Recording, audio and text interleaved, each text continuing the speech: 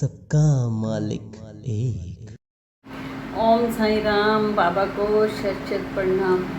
बाबा अपने भक्तों से बहुत प्यार करते हैं और जो बाबा का भक्त बन जाते हैं उसे भी बाबा के अलावा कुछ भी नज़र नहीं आता। अगर हम बाबा को मानते हैं तो ऐसा नहीं कि हमारे ऊपर प्रॉब्लम्स नहीं आएंगी, प्रॉब्लम्स तो आएंगी, पर बाबा कोई भी मुश्किल आती है तो उसको दूर करने के लिए हमारे पास हमारा सहारा ज़रूर बनते हैं। तो अपने भक्त को वो परेशानी में नहीं देख सकते। तो मैं आपको एक आज अपनी और परेशानी बताती हूँ कि कैसे बाबा ने उस परेशानी में मेरी सहायता की कि हम एक गलत ट्रेन में सवार हो गए तो बाबा ने कैसे मदद की हमारी। एक बार जब हम पहली बार शिरडी गए मेरे हस्बैंड और मैं, वहाँ पे हमें बहुत अच्छा लगा, आने का दिल ही नहीं किया। हम पूरा 1 वीक रहे। फिर वहाँ से आने के बाद दिल ही नहीं लग रहा था, पर तब बाबा के जो भी नज़ारे थे वो मन में घूम रहे थे। बाबा की शिरडी में जो आनंद आया वो भी उस आनंद को मन की कल्पनाओं में याद कर करके बहुत अच्छा लग रहा था। पर 3 महीने बीते तो बाबा के लिए दिल बहुत उदास हुआ। दिल किया कि दोबारा शिरडी जाए। मैंने अपने हस्बैंड को शोर मचाना शुरू कर दिया कि शिरडी चलो। तो कहने लगे कि हाँ मेरा भी दिल उदास है, हम चलते हैं। तो हम दोनों बाबा की नगरी शिरडी गए। हम 4-5 दिन रहे। हमने बहुत शॉपिंग की, बाबा की मूर्ति ली, बाबा के कपड़े लिए और लोगों को देने के लिए भी बहुत सारे गिफ्ट लिए। तो मेरे हस्बैंड कहने लगे कि अब बहुत शॉपिंग हो गई, सिर्फ 2500 रुपये रह गए, अब शॉपिंग बंद कर दो। मैंने कहा 2500 रुपये तो बहुत है, हमारी टिकटें तो हो रही हैं, हमने क्या करना है, बस ट्रेन में खाना ही है, खाना हो जाएगा। अच्छा, तो उस दिन वीरवार भी था, बाबा की पालकी थी। रात को बहुत रश था पालकी में। जो वीरवार को आसपास बॉम्बे के लोग भी बहुत आते और हम लोगों की भी यही कोशिश रहती है कि जब हम शिरडी जाएं तो बाबा का जो वीरवार है वो ज़रूर होना चाहिए। और पालकी हम जरूर अटेंड करते हैं क्योंकि पालकी में बाबा साक्षात होते हैं। कहते हैं कि जो कुछ भी मांगो तो आपका पूरा होता है। तो उस दिन बहुत रश था पालकी में। तो मेरे हस्बैंड ने जो अपना पर्स था वो मुझे दे दिया, मेरे बैग में डाल दिया। कहने लगे कि तू संभाल के रखना, बहुत रश है, कभी मेरे पॉकेट में कोई चोरी ना हो जाए। तो वो मैंने जो उनका पर्स था अपने उसमें डाल दिया बैग में।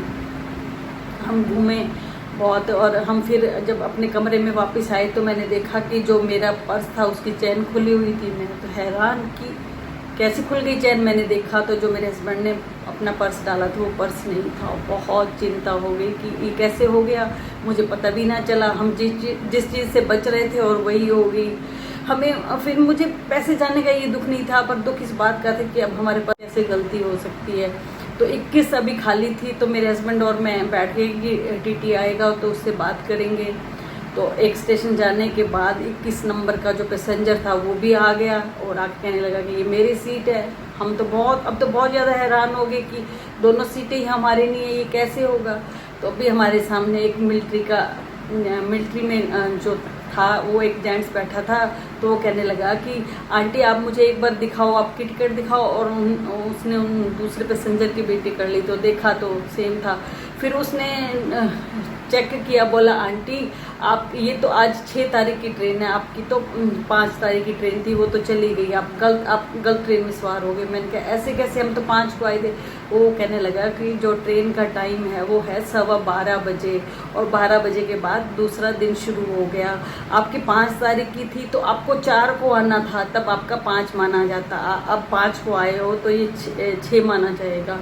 और हमने तो इस बात का ध्यान ही नहीं दिया कि 12 बजे के बाद टाइम बदल जाएगा। बहुत परेशान कि अब कैसे करेंगे, हमारी सीटें नहीं हैं और हमारे पास पैसे भी नहीं हैं। तो वो कहने लगा कि टीटी आएगा, वो तो आपको जुर्माना लगाएगा क्योंकि आप गलत बैठे हो, आपका आज की ट्रेन नहीं है। तो ये सुन के तो हम और भी बहुत डर गए कि जुर्माना लगेगा, हमारे पास तो पैसे भी नहीं है, हम कैसे करेंगे और ना हमारे पास सीट है, हम कैसे खड़े होकर जाएंगे, क्या होगा। मन में बहुत परेशानियां कि जब हम पैसे नहीं दे पाएंगे, कभी वो पुलिस को बुला ले, रेलवे पुलिस को।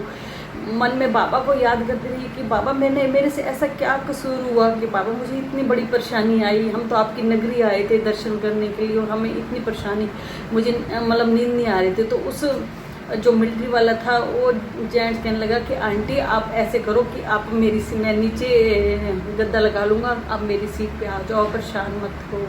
ये सुन के बहुत अच्छा लगा कि अच्छे इंसान भी हैं और मैं उनकी सीट पे बैठ गई। अब टीटी का इंतज़ार कर रहे थे कि कैसे टीटी आए तो हम बात करें।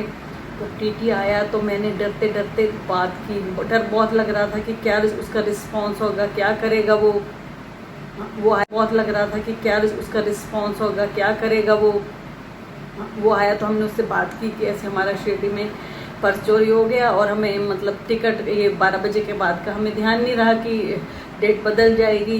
तो उस तरफ कहने लगा कोई बात नहीं, आपकी मैं टिकट तो मुझे बनानी पड़ेगी, मैं आपकी टिकट ना 2-3 स्टेशन से आगे की बना दूंगा, पैसे आपके कम लगेंगे। अगर मैं आपकी टिकट नहीं बनाता तो और आगे टीटी आएंगे, वो पता नहीं कैसे होते हैं, आप पे फाइन लगा देंगे, कुछ भी कर देंगे, तो आपको कुछ भाई पैसे देने पड़ेंगे टिकट की। तो मैंने कहा हमारे पास तो हैं पैसे थे ही नहीं। तो उस जो साथ वाला आर्मी वाले बंदा था उससे बात कर रहे थे भी, अब कैसे करेंगे हम।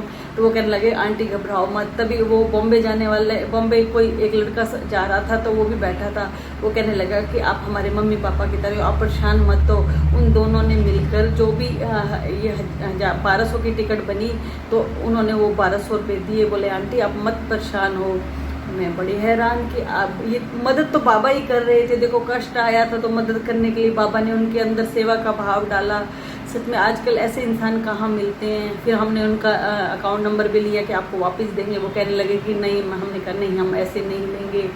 अच्छा, अब फिर ये भी था कि मेरे पास सिर्फ 200-300 रुपये थे। तो वो हमें जो इस ट्रेन थी ये दिल्ली रुक जानी थी। दिल्ली से हमें अपने जो सिटी है सिरसा के उसके लिए ट्रेन पकड़नी थी, उसके लिए पैसे चाहिए। हमारे पास खाने के लिए भी कुछ नहीं था। अब हम अभी बैठे ही थे कि तभी एक जो कैंटीन का कर्मचारी था वो हमारे लिए खाना लेके आया, 2 प्लेटें खाना लेके आया। मैं हैरान, मैंने कहा भैया हमारे ही खाना नहीं है। कहने लगा नहीं मैडम, ये जो टीटी साहब है ना उन्होंने आपके लिए खाना भेजा है। मेरी आंखों में तो आंसू आ गए कि पापा देखो कष्ट आए और आप मदद करने के लिए आ गए। कि देखो इतने अच्छे इंसान मिले कि हमारे लिए मेस से खाना भी भिजवाया। और देखो परेशानी आई पर बाबा ने हर हेल्प की हमारी। और फिर हम अपने शहर में आते ही हम उन लोगों को पैसे वापस भेजे। और सच में परेशानियां तो आती हैं पर बाबा उनको दूर करने के लिए आ जाते हैं। बाबा की रहमतें बहुत बड़ी हैं। बस आज इतना ही। ओम साई राम।